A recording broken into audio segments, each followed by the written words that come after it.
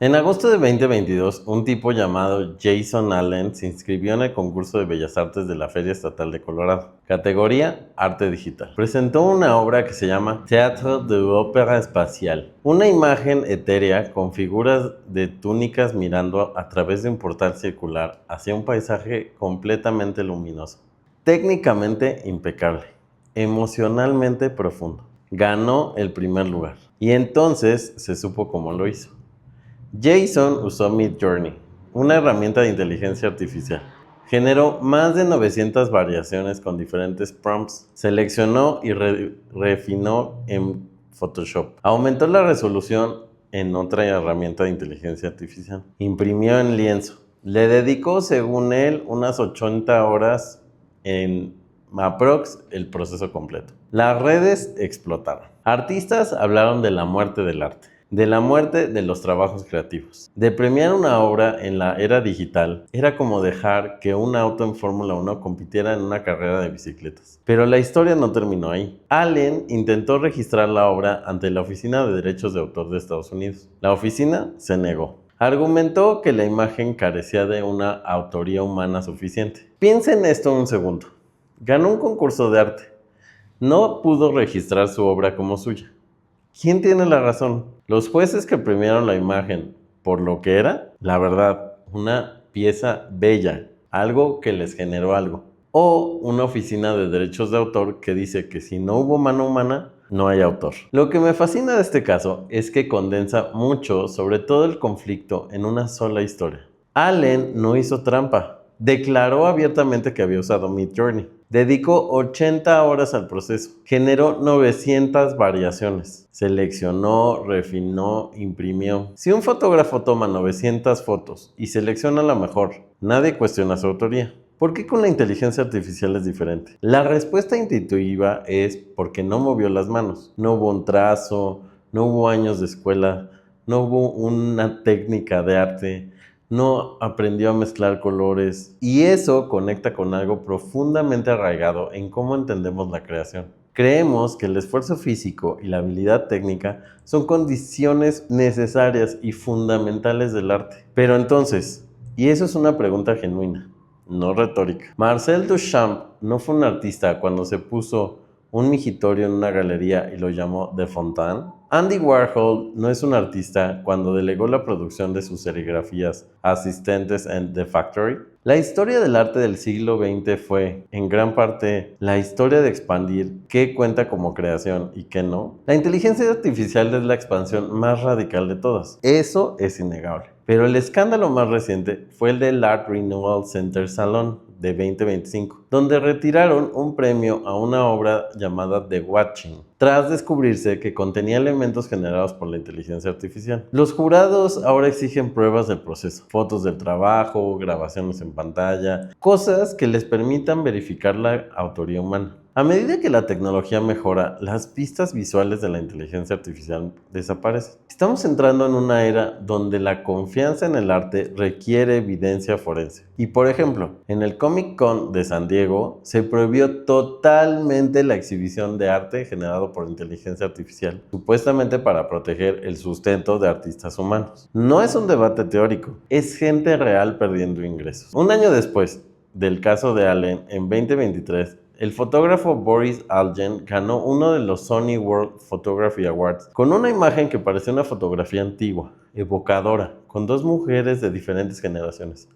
Bellísima, solo que no era una fotografía. Era arte generado por inteligencia artificial. Y este fotógrafo hizo algo que Allen no hizo. Rechazó el premio públicamente y dijo: la inteligencia artificial no es fotografía, por lo tanto no aceptó el premio. Su objetivo no era ganar, era provocar exactamente la conversación que estamos teniendo hoy. Y la provocación de este artista toca algo todavía más profundo. La fotografía nació como una prueba de que algo estuvo frente a una cámara. Una fotografía hace mucho tiempo decía: esto ya pasó, yo estuve ahí, este momento existió. Pero la inteligencia artificial rompe esa promesa. Puede producir la estética del testimonio sin el acontecimiento. Una imagen que parece capturar un momento que nunca ocurrió, en un lugar que nunca existió y con personas que nunca lo vivieron. ¿Sigue siendo una fotografía? Habrá gente que diga que no, pero los jueces del Sony Award la premiaron. Dijeron implícitamente que sí lo era. Y millones de personas que consumen imágenes diariamente no conocen siquiera la pregunta. 2 artistas, 2 concursos, 2 decisiones opuestas. Y una pregunta que ninguno de los 2 artistas resolvió. Si una imagen generada por inteligencia artificial te hace sentir algo, te emociona, te detiene, te pone a pensar, ¿importa cómo fue hecha? Y es aquí donde la cosa se pone incómoda de verdad. Porque la respuesta nos gustaría dar sería, claro que importa, el arte humano es súper especial. Se tambalea cuando miras los datos. Chéquense estos datos. En 2025, un estudio de la Universidad de Barcelona evaluó si las personas con formación en ciencias cognitivas y computación podían distinguir pinturas generadas por inteligencia artificial de obras humanas. El resultado, devastador. Los participantes no superaron el nivel del azar bajo ciertas condiciones. El arte generado por la IA obtuvo valoraciones estéticamente equiparables con el arte humano. Un análisis previo de 2024 encontró que en promedio 40% de las personas confundían imágenes de inteligencia artificial con arte humano. 40%. El propio Alan Turing propuso que el umbral para considerar inteligente a una máquina era que engañara al 30% de los evaluadores. Estamos por encima de eso. Y en poesía, que uno pensaría que es territorio sagrado de los humanos, tampoco están así. Un estudio publicado en Scientific Reports encontró que los lectores no expertos no distinguían con fiabilidad poemas generados por IA que poemas escritos por humanos. Y además tendían a valorar más favorablemente a los poemas de la inteligencia artificial. No porque la inteligencia artificial fuera mejor poeta, sino porque su claridad y accesibilidad resultaban más cómodas de leer para un humano común y corriente. Eso último me pareció perturbador. No es que la inteligencia artificial escriba mejor, es que escribe más fácil. Y para muchos lectores más fácil se entiende más humano que la complejidad real de ciertos poemas humanos. Y luego está el mercado. Mientras los filósofos debaten si esto es arte o no, el dinero ya decidió. En 2018, el colectivo Obvious vendió Portrait of Edmond de Bellamy, generado con una GAN, en Christie's por $432,000. La estimación era de $10,000. En 2021, Beeple vendió Every Day's The First 500 Days por $6.9 millones. Un NFT puramente digital en cruzar el umbral a una cosa de subastas impresionante. En 2024, un robot artista vendió un retrato de Alan Turing por $1.8 millones. Y en 2025, Christie's hizo su primera subasta dedicada enteramente a arte de inteligencia artificial, recaudando más de $700,000, con una tasa de venta del 82%. El mercado de arte generado por inteligencia artificial valía $3,200 millones en 2024 y las proyecciones para el 33 lo ponen en más de $40,000 millones. La obra Unsupervised entró a la colección permanente del MoMA en 2023, la primera obra de inteligencia artificial en lograrlo. Entonces, la gente no distingue y el mercado paga. Los museos lo incluyen. ¿Caso cerrado? No.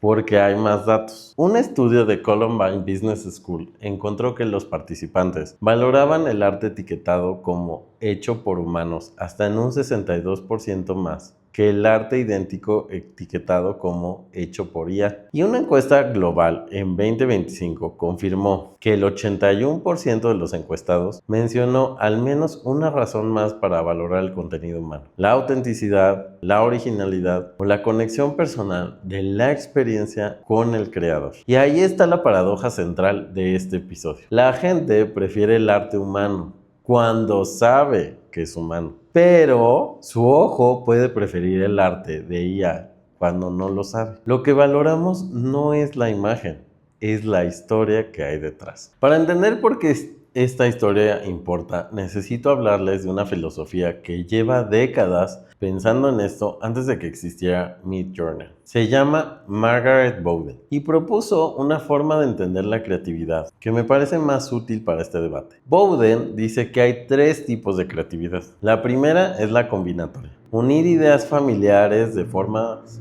poco convencionales. Pónganle como un collage, una metáfora nueva. Esto, los modelos de lenguaje lo hacen con fluidez. La segunda es la exploratoria: explorar el potencial de un espacio conceptual que ya existe. probar variaciones dentro de un estilo. Esto la inteligencia artificial también ya puede hacerlo.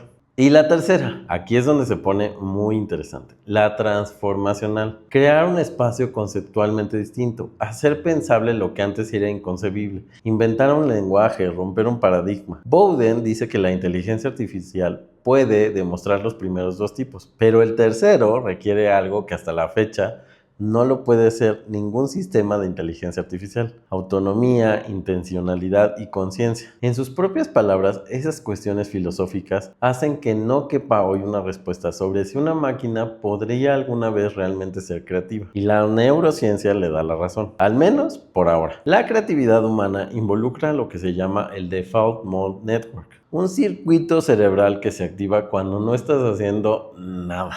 Cuando sueñas despierto, cuando tu mente divaga, cuando recuerdas algo que te pasó hace años y de pronto conectas con eso, con algo que estás viviendo hoy. Esa es la base de lo que los filósofos llaman qualia, las experiencias subjetivas, el cómo se siente desde dentro, el dolor de perder a alguien, la electricidad de ese primer beso, el vacío de un domingo a las 6 de la tarde. La inteligencia artificial no tiene domingos a las 6 de la tarde, no tiene un cuerpo, no tiene una historia personal, no tiene una experiencia de lo que pasó en su tiempo. Keanu Reeves lo dijo en una conversación con Elon Musk, que se volvió súper viral. ¿Sabrán alguna vez las máquinas lo que se siente al extrañar algo? ¿O qué hace crear algo hermoso a partir de un momento de tan profunda tristeza? La creatividad no viene del cálculo, viene de la experiencia, del dolor, del amor, de la esperanza. Y el neurocientífico David Eagleman agrega un componente científico. Lo que hace especial al cerebro humano es lo vasto de su espacio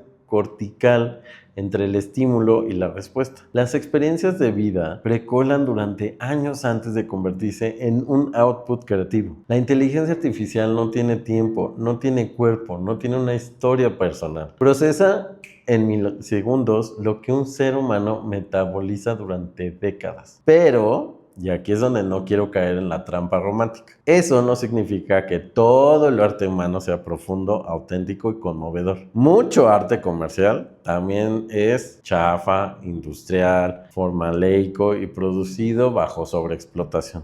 Es decir, lo humano siempre es mejor.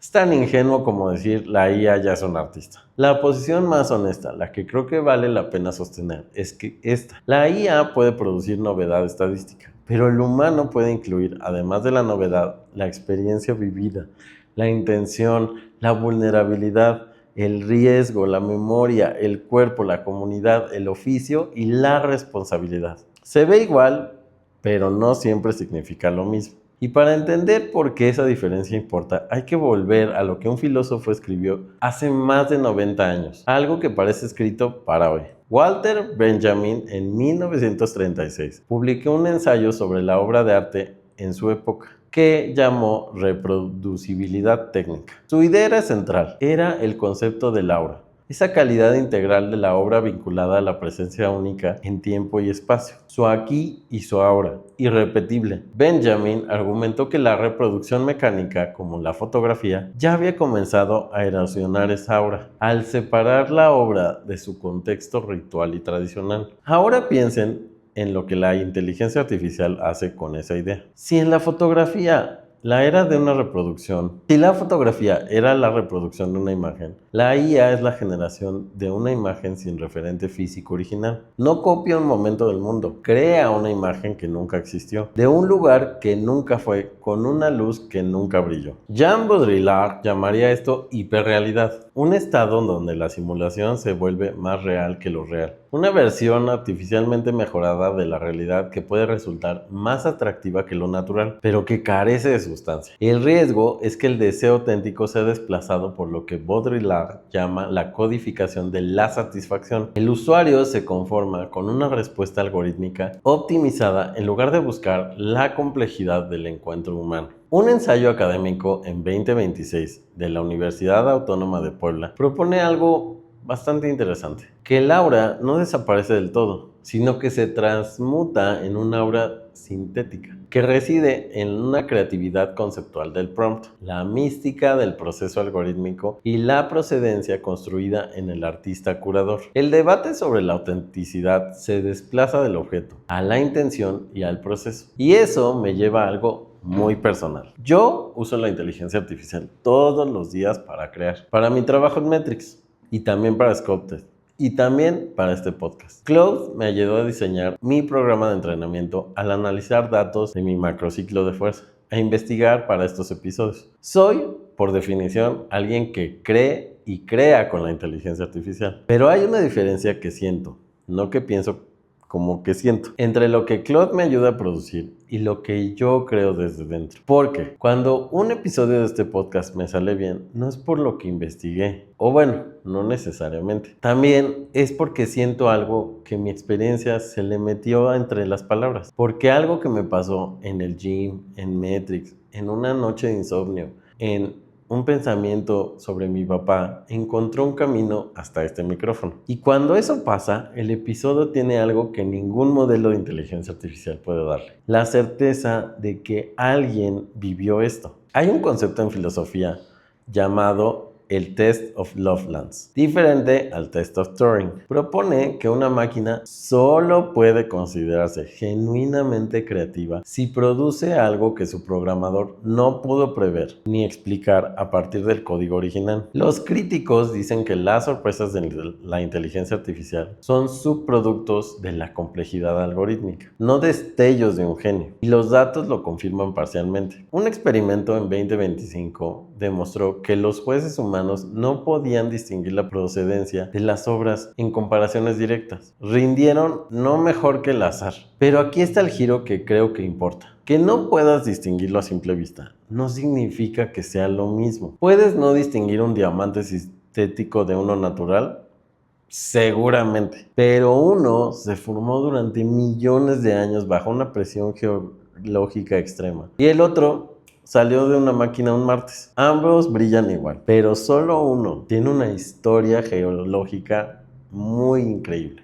Y ahora vamos a lo que me parece el riesgo más subestimado de toda esta conversación. No es que la inteligencia artificial mate el arte, es lo que predice. Un estudio publicado en Science Direct en 2025 midió algo fascinante: el efecto homogeneizador de los modelos de lenguaje en la diversidad creativa colectiva. Encontró que los LLMs son muy similares entre sí en sus outputs, mientras que los humanos muestran mayor diversidad entre los individuos. Y lo más preocupante, los participantes que usaron GPT-4 para crear algunas ideas más elaboradas durante el proceso, sus outputs posteriores no eran tampoco tan relevantes. Eran menos originales y menos diversos que de quienes nunca habían usado esta inteligencia artificial. Y el efecto persistía incluso después de dejar de usar la herramienta. Un estudio del MIT publicado en New Yorker en 2025 monitoreó la actividad cerebral de estudiantes escribiendo ensayos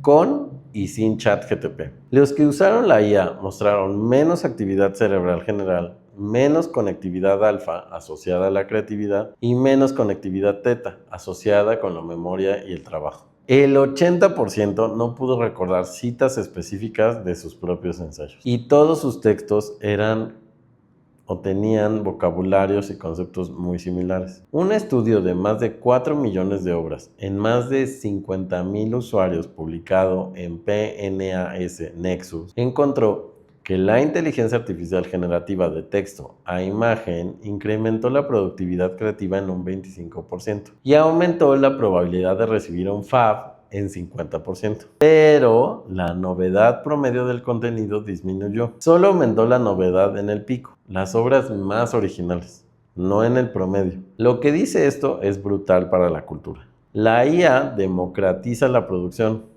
pero presiona a la baja la diversidad del ecosistema creativo colectivo. Si millones de personas crean contenido usando las mismas herramientas, entrenadas con los mismos datos, la cultura converge hacia un promedio estadístico que no desafía, no incomoda, no transporta a nadie a vivir nada distinto. No es que la inteligencia artificial mate la creatividad, es que puede convertirla en una autopista, más rápido, más accesible, pero con menos caminos raros. Y ahí es donde vive el arte. Y hay un debate técnico que alimenta esta tensión. La lingüista Emily Bender acuñó el término loros estocásticos para describir a los modelos de inteligencia del lenguaje, sistemas que combinan información sin referencia al significado, imitando el lenguaje humano sin comprensión real del mundo. Para un modelo, las palabras corresponden solo a otras palabras y patrones de uso. Para los humanos, las palabras corresponden a experiencias vividas, a experiencias encarnadas. Pero, como todo en este podcast, la historia no es tan simple. Las investigaciones recientes cuestionan esta simplificación. A medida que los modelos escalan, desarrollan lo que llaman habilidades emergentes, que no estaban presentes directamente en los datos de entrenamiento. Razonamiento por pasos, comprensión del humor, resolución de nuevos problemas. Los mecanismos de autoatención de los modelos Transformer permiten reestructurar representaciones semánticas internas, creando objetos conceptuales nuevos que no son solo copias estadísticas, o loros, como les diría Emily. Eso sugiere que el proceso interno de la IA podría ser más cercano a la forma de inferencia lógica que la simple repetición. A ver, entonces, para dejar las cosas claras, ¿es un loro sofisticado o algo más? La respuesta honesta es: no lo sabemos con certeza. Y esa certidumbre es lo que hace más interesante que cualquier respuesta definitiva. Lo que sí sabemos es que la inteligencia artificial depende absolutamente de la producción cultural humana para existir. Una investigación sobre el Model Collapse advierte que entrenar futuros modelos con demasiados datos generados por otros modelos podría degradar la diversidad y la calidad de los sistemas. Sin producción humana, el ecosistema de la inteligencia artificial se empobrece. La máquina parece autónoma, pero se alimenta de una civilización para seguir produciendo lenguaje, imágenes, música, gestos, errores, obsesiones, TOCs. La inteligencia artificial no flota sobre la cultura, se alimenta de ello. Y el arte humano, en su mejor versión, es exactamente eso, un camino raro. El dolor de Frida no era el dolor de nadie más, era su dolor. Los murales de Orozco no son un promedio de nada. La visión febril de Pedro Linares, el cartonero que reinventó los alebrijes a finales de los años 30, después de una fiebre intensa en la que se soñó criaturas imposibles, no puede ser entrenada por un modelo porque ocurrió una sola vez en un cuerpo específico, en una cama de la Ciudad de México. Mientras el debate filosófico sigue abierto, la guerra legal ya empezó y es feroz.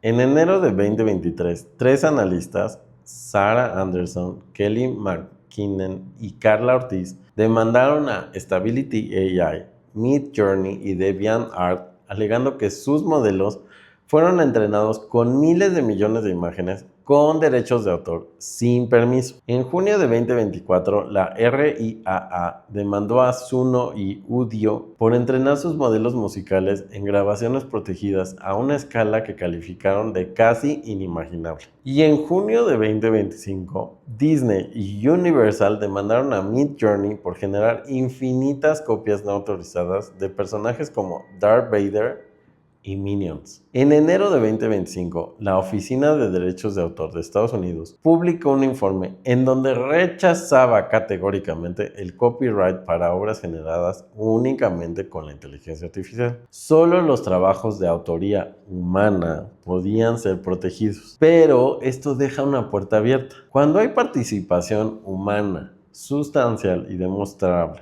por ejemplo, selección, arreglo, modificación, ¿la obra puede ser elegible? ¿La inteligencia artificial podría brincar la ley? La ley no dice inteligencia artificial mala. Está intentando ubicar dónde hay expresión humana protegible dentro del proceso híbrido.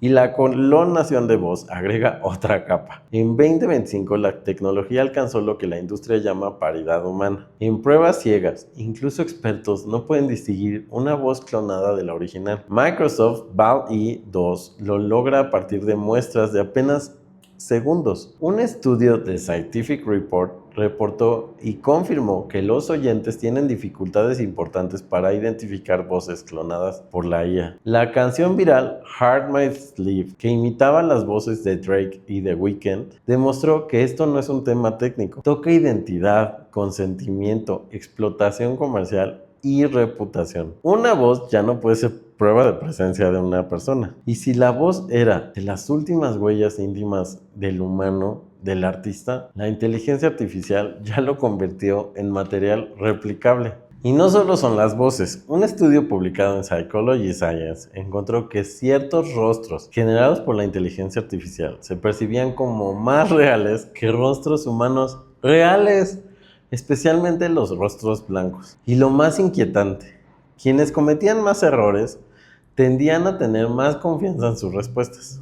No solo nos equivocamos, pero con seguridad. El dilema jurídico es profundo. El mercado asigna un valor millonario a las obras de inteligencia artificial, pero el derecho no reconoce autoría de las máquinas. La inteligencia artificial genera valor económico sin generar derechos legales para nadie en específico, lo que crea un vacío que beneficia a las corporaciones tecnológicas en detrimento de los creadores humanos, cuyos datos sí entrenaron a los sistemas. Y hay un dato de un investigador llamado Nicholas Carlini que es importante para la honestidad de esta conversación. Demostró que es posible extraer ejemplos específicos de entrenamiento de modelos de difusión. Eso evidencia que la memorización de datos originales sí ocurre. No todo el output de la IA es copia directa, pero la defensa simplista de esto, que los sistemas nunca guardaron ni reproducen material específico, es falsa. Y esto le da sustento legal a los artistas que están demandando en el Congreso de Estados Unidos. Y también en el Congreso de Estados Unidos, en abril de 2024, se introdujo la Generative AI Copyright Disclosure Act,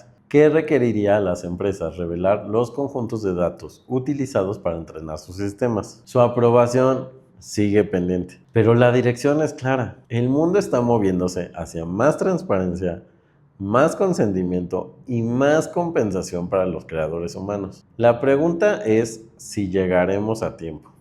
Y aquí necesito traer esto a donde vivimos, porque México hace que este debate sea completamente diferente al que se tiene en San Francisco o en Berlín. México es el principal productor de artesanías en América Latina. En 2021, la actividad económica generada por las artesanías ascendió a 153 mil millones de pesos, 0.6 del PIB nacional, y generó casi más de 500,000 de puestos de trabajo. Las artesanías representan el 31% del empleo en el sector cultural mexicano. En Oaxaca, más de 60,000 personas se dedican a la producción artesanal y el 43% de los artesanos indígenas recibe menos de 2 salarios mínimos diarios. Ahora piensen en una obra tan mexicana como el alebrije. Cada alebrije de Oaxaca es único. Combina formas de animales reales con cosas imaginarias.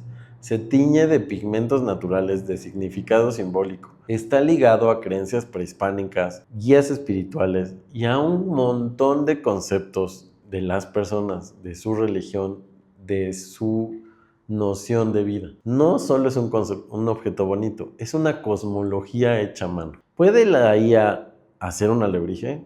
Técnicamente sí. Puede generar imágenes de criaturas híbridas con colores brillantes, visualmente indistinguibles, pero no puede generar el sueño febril de Pedro Linares. No puede generar la memoria histórica de los nahuales. No puede generar el sudor y el polvo de madera de copal en San Martín, Oaxaca.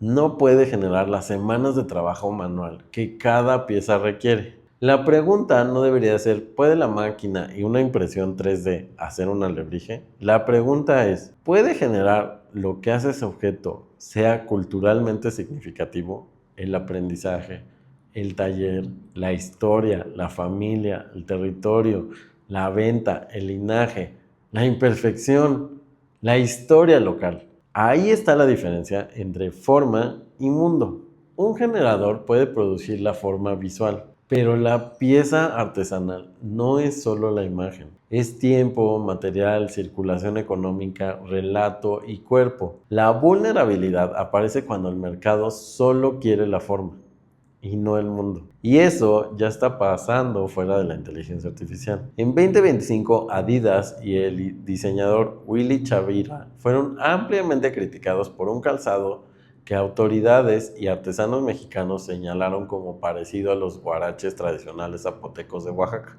Ambos ofrecieron disculpas después de la controversia. La inteligencia artificial no inventó la apropiación cultural, la volvió más rápida, más barata y más difícil de rastrear. Por ejemplo, el 13 de julio de 2025, el Monumento de la Revolución en la Ciudad de México fue escenario a una de las manifestaciones de actores, músicos, locutores y productores y otros artistas, bajo el lema "La inteligencia artificial no me reemplaza". Las demandas incluían reconocer la voz como un dato biométrico sensible, sujeto a consentimiento expreso, contratos claros para el uso de voces en entrenamiento de inteligencia artificial con compensación económica y protección de derechos de familiares de los artistas fallecidos. Lili Barba, presidenta de la Asociación Mexicana de Locutores Comerciales, fue contundente y precisa. No estamos en contra de la inteligencia artificial, comentó.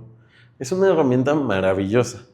Lo único que no estamos de acuerdo es que sea un reemplazo para nuestro trabajo. Y bueno, eso es innegable.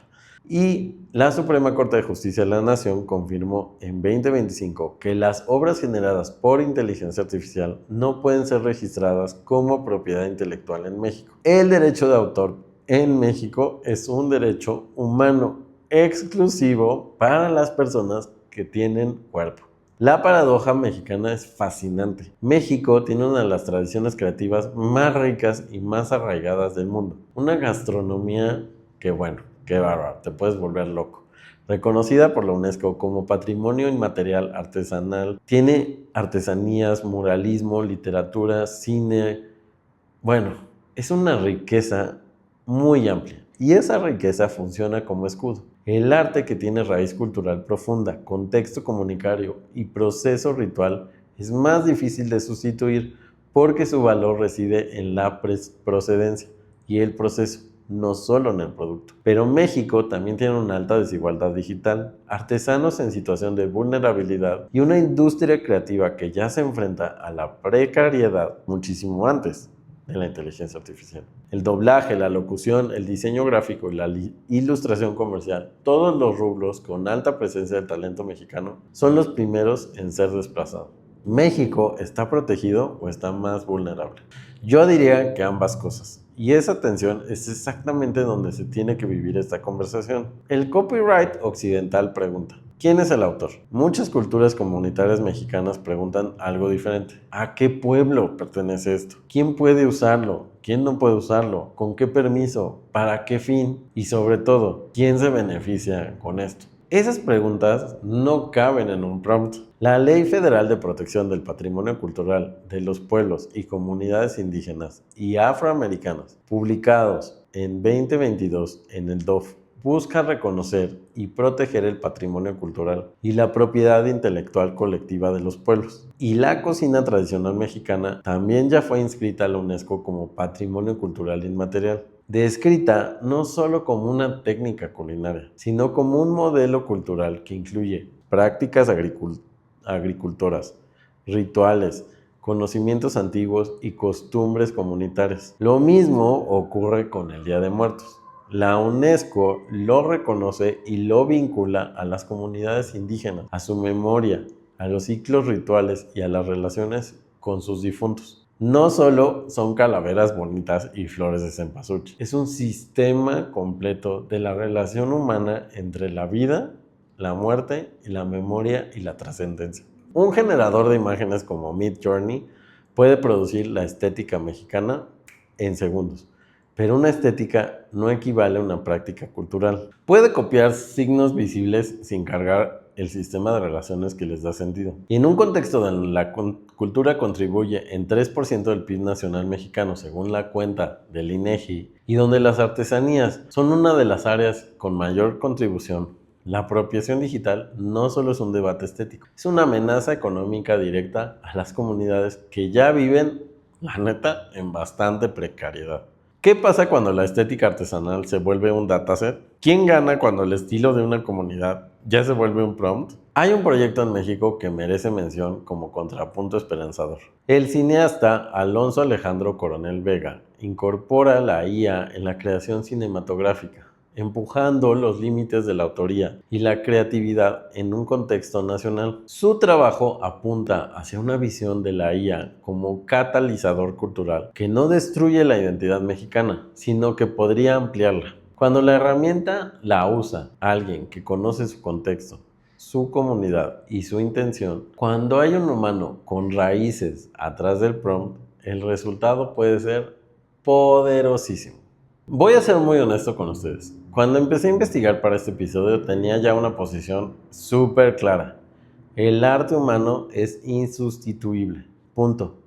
La máquina para mí replica, no crea. Fin de la discusión. Y después de estar leyendo papers, casos legales, estudios, entrevistas con artistas y datos, mi posición, la neta, es menos clara. Sobre todo por los estudios en donde muchos humanos pues la cagamos. No pudimos ver el trabajo humano. Y creo que eso es lo más honesto que puedo ofrecerles. Cuando me topé con algo que no puedo ignorar, la emoción estética también ocurre en el receptor. Si una canción generada por IA te hace llorar, tu emoción es sintética. Si una imagen generada por IA te inspira, la inspiración pues ocurre en ti. Si un chatbot te acompaña en una noche difícil, el alivio psicológico puede ser real, aunque hablaste con una simulación. Las apps de compañía por IA crecieron 700% entre 2022 y mediados de 2025. Character AI tiene 200 millones de usuarios mensuales, más de la mitad menores de 24 años. Un experimento controlado de 4 semanas con alrededor de 1000 participantes encontró que los chatbots inicialmente reducían la sensación de soledad. Pero a mayor uso diario, mayor soledad reportada, mayor dependencia emocional y menos sociabilización con personas reales. Cuando Réplica eliminó sus funciones románticas, usuarios reportaron duelo real, dolor real por una relación con una entidad que sabían que era artificial. Esto tiene un antecedente que vale la pena conocer. En los años 70, Joseph Winslow creó un programa conversacional básico llamado Elisa. La sorpresa no fue lo que Elisa podía hacer, era súper primitiva, sino lo rápido que la gente le atribuía comprensión, empatía e inteligencia. Winslow se volvió uno de los críticos más fuertes de la inteligencia artificial, precisamente por lo que descubrió sobre los humanos, sobre cómo proyectamos mente, intención y cuidado en sistemas que solo simulan conversaciones. Eso se llama el efecto Elisa. Y en los años 60, después de sistemas infinitamente más sofisticados, este efecto se multiplicó exponencialmente. Un análisis de Harvard Business Review encontró que las dos principales razones por las que la gente usa la inteligencia artificial generativa son la terapia y la compañía. Eso no es un dato menor. Una fracción creciente de la humanidad estaría delegando sus necesidades emocionales más profundas a sistemas sin experiencia subjetiva. Y estudios de Harvard y MIT identifican un fenómeno que le llaman antrofobia social o deskilling. El uso frecuente de compañeros de IA que son simplemente validantes y nunca argumentativos. Y eso puede erosionar las habilidades necesarias para manejar conflictos y las relaciones humanas reales. La inteligencia artificial te da la razón. Es una relación sin fricción, pero la fricción es lo que nos enseña a relacionarse. El paralelo con el arte es directo. Si la simulación emocional funciona para las relaciones, ¿por qué no para el arte? Si el chatbot satisface la necesidad de compañía, la imagen generada satisface la necesidad de belleza, si la voz clonada satisface la necesidad de escuchar a alguien, el poema generado por la inteligencia artificial satisface la necesidad de sentirse comprendido. Si alguien llora por una relación con una IA, ¿el dolor es falso? Porque la otra parte pues nunca lo sintió, o el dolor es real aunque la relación sea simétrica. Y ahí está el puente con el arte. Quizás, el debate no es si la máquina siente la obra, es si nosotros necesitamos que alguien la haya sentido para sentir algo. Yo creo, y esto es algo que sigo explorando, no es mi conclusión, que la respuesta es ambigua. Puede ser a veces sí y a veces no. Y esa ambigüedad es lo más humano que podemos tener. Hay momentos donde la imagen basta. Hay momentos donde la canción basta. Donde lo que necesitas es un estímulo y no la historia. Y está bien. Pero no todos los momentos te cambian. Los recuerdos a las 3 de la mañana después de lo que te hacen sentir cuando no estás solo en el universo. Cuando recuerdas a tu papá, donde saber que otro ser humano pasó algo parecido y lo convirtió en algo que puedes ver, escuchar, tocar, eso no es un lujo, es una necesidad. Y una máquina no puede darte eso. No porque no pueda hacer algo bello, sino porque no puede haber sufrido lo que tú sufriste. No puede haberte amado como tú amas. No puede haber tenido miedo a las 4 de la mañana sin saber por qué. Y me pasó.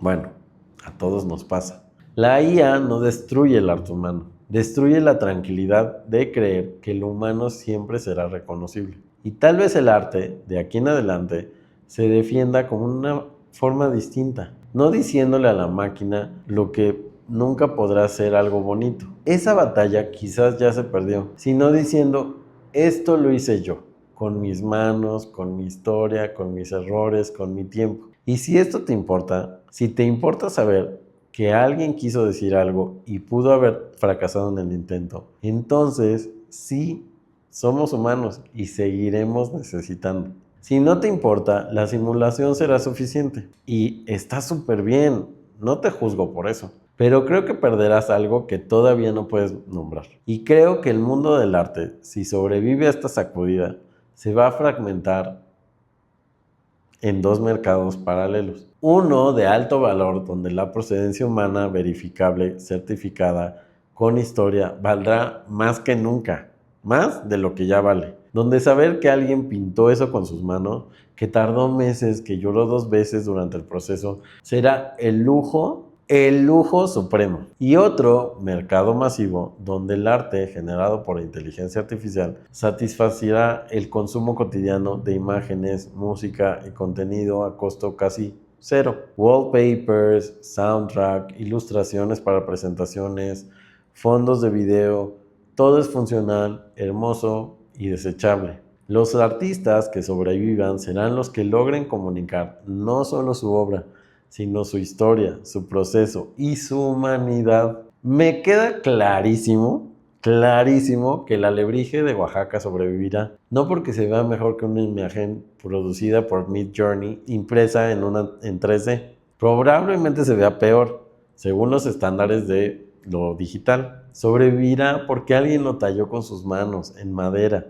durante semanas, en un taller donde la puerta siempre estaba abierta, olía a pintura, a maíz, a historia mexicana. Y la inteligencia artificial, bien usada como herramienta y no como reemplazo, puede ser la aliada más poderosa de los artistas humanos que hayamos tenido. Puede liberar el trabajo técnico repetitivo, puede amplificar la exploración, puede democratizar el acceso a herramientas que antes costaban fortunas. Hay investigadores que proponen el concepto de sinestesia generativa, la mezcla armoniosa de la exploración humana y la explotación de la inteligencia artificial para descubrir nuevos flujos de trabajo creativo. Y los datos respaldan parte de esa promesa. La inteligencia artificial puede aumentar la productividad artística en un 25% y elevar el valor percibido de las obras en un 50%. Pero la clave está en las habilidades de ideación y filtrado del humano. Los artistas que exploran ideas novedosas y luego filtran los resultados del modelo para asegurar coherencia e intención son quienes obtienen los mejores resultados.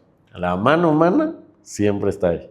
La creatividad no solo es generar, es elegir, descartar, arriesgarse, dar sentido. Y eso, hasta que me demuestren lo contrario, sigue siendo solamente humano. Esto es El Último Humano, un podcast de Metrix. Yo soy Juan Manuel Torres y la siguiente semana que viene hablaremos de algo que ningún modelo de lenguaje puede hacer por ti: rezar una oración. No escribirla, rezarla. Nos vemos.